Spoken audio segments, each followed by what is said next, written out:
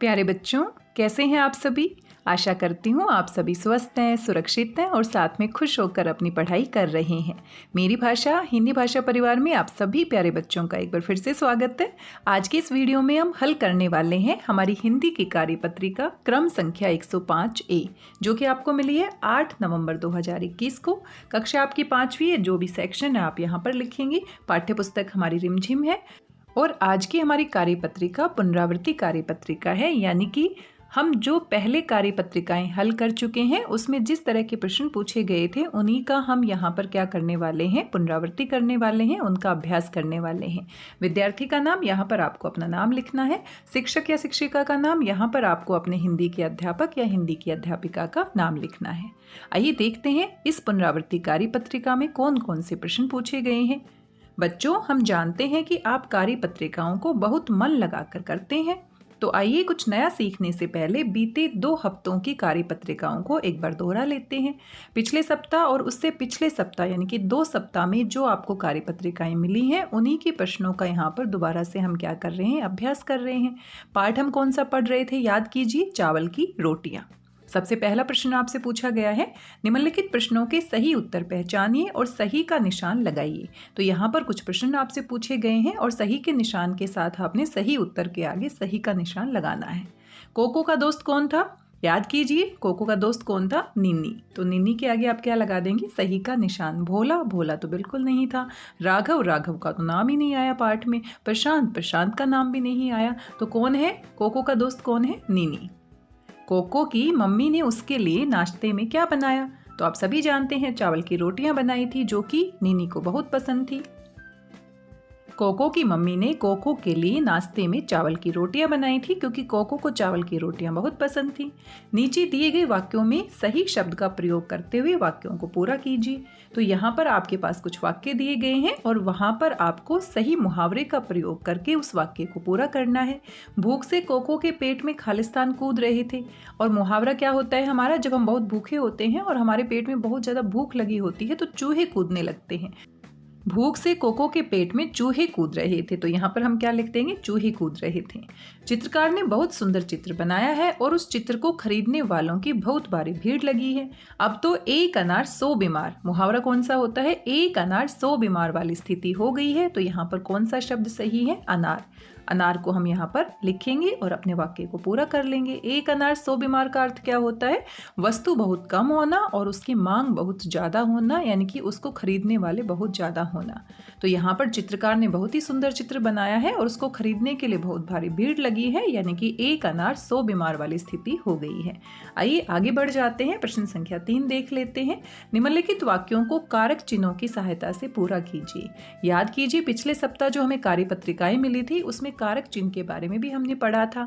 किसी भी वाक्य में शब्दों के बीच में हम कारक चिन्ह का प्रयोग करते हैं, जिससे कि शब्दों के बीच में संबंध भी दिखाई देता है और साथ में वाक्य का अर्थ पूरी तरह से स्पष्ट होता है। तो यहाँ पर हमें कारक चिन्ह की पहचान करनी है। माँ खालिस्तान दिया गया है, कोको के लिए चावल की रोटियां बनाकर रखी थी। तो माँ ने कोको के लिए चावल की रोटियां बनाकर रखी थी। तो यहाँ पर हम कौन सा कारक चिन्ह लगाएंगे, ने कारक चिन्ह यहाँ पर क्या है, सही है। कोको ने रोटियों को फूलदान खालिस्तान छिपाकर रख दिया, तो फूलदान में छिपाकर रख दिया। यहाँ पर हम क्या लिख देंगे, में छिपाकर रख दिया। निम्नलिखित शब्दों में से सही वर्तनी वाले शब्द पर गोला लगाइए। वर्तनी क्या होती है, सही तरीके से सही मात्राओं के साथ जिस शब्द को हम लिखते हैं उसे शुद्ध वर्तनी वाला या सही वर्तनी वाला शब्द कहते हैं। तो यहाँ पर कुछ शब्द लिखे गए हैं और सबसे सही वर्तनी वाले शब्द का हमें चुनाव करना है और उस पर गोला लगाना है। रमल, रमल तो कुछ नहीं होता है। रुमाल, हाँ रुमाल बिल्कुल सही है, तो रुमाल के साथ हम क्या लगा देंगे, सही का निशान यानी कि गोला लगा देंगे। रामल भी नहीं होता है और रामोल भी नहीं होता है। तो शुद्ध वर्तनी वाला शब्द क्या है, रुमाल। और र पे कौन सी मात्रा आई है, बड़े ऊ की। हमने सीखा था कि र पे जब हम बड़े ऊ की मात्रा लगाते हैं तो ऐसे लगाते हैं और र पे हम छोटे ऊ की मात्रा लगाते हैं तो ऐसे लगाते हैं। अब यहाँ पर दूसरा शब्द है गुर, गुर भी सही नहीं है।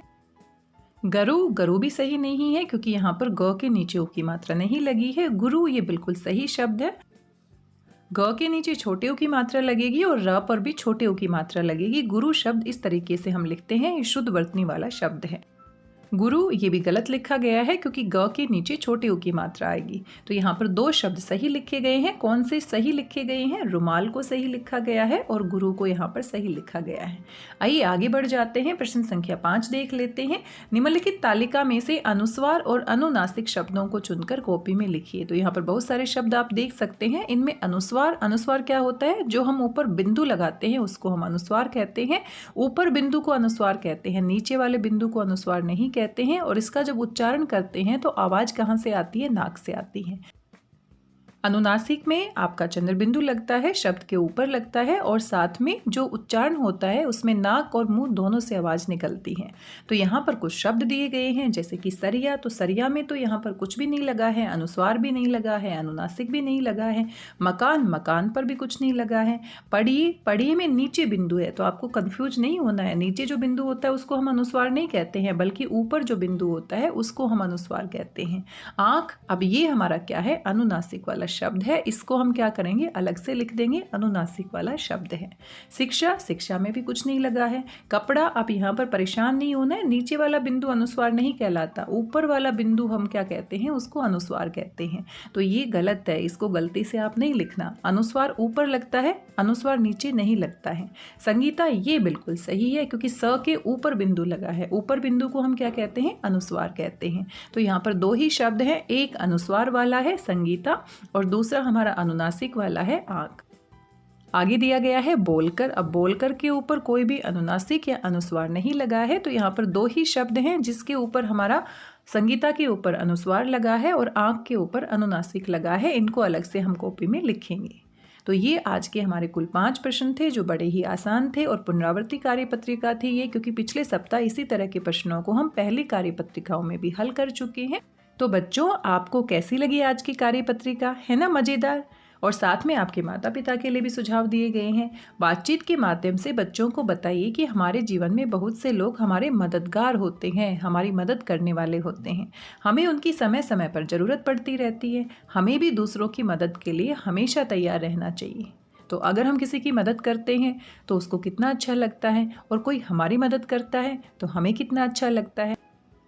अगर किसी भी कार्य में हमारी गाड़ी अटक जाती है तो दूसरों की मदद से हम उसे बड़ी आसानी से पूरा कर सकते हैं। एक दूसरे की मदद करने से हमें भी अच्छा लगता है और दूसरे व्यक्ति को भी अच्छा लगता है, और साथ में हमारे जीवन की गाड़ी आसानी से आगे बढ़ती रहती है, क्योंकि हम एक दूसरे के साथ मिलकर रहते हैं, सोसाइटी में रहते हैं, समाज में रहते हैं, और हर किसी व्यक्ति को कभी ना कभी किसी की मदद की आवश्यकता तो होती ही है। तो इसीलिए हमें दूसरों की मदद भी लेनी चाहिए और खुद भी दूसरों की मदद के लिए हमेशा तैयार रहना चाहिए। आज की इस कार्यपत्रिका में बस इतना ही है। कोविड-19 के दौरान आप अच्छे से जानते हैं, अपने हाथों को साबुन और पानी से नियमित रूप से धोना है, मुंह पर मास्क लगाना है, खुद भी सुरक्षित रहना है और सभी को सुरक्षित रखना है। आज की इस कार्यपत्रिका में बस इतना ही। मिलते हैं किसी और नई कार्यपत्रिका के साथ। तब तक स्वस्थ रहिए, व्यस्त रहिए, मस्त रहिए, खुश होकर अभ्यास करते रहिए। धन्यवाद, बहुत बहुत धन्यवाद।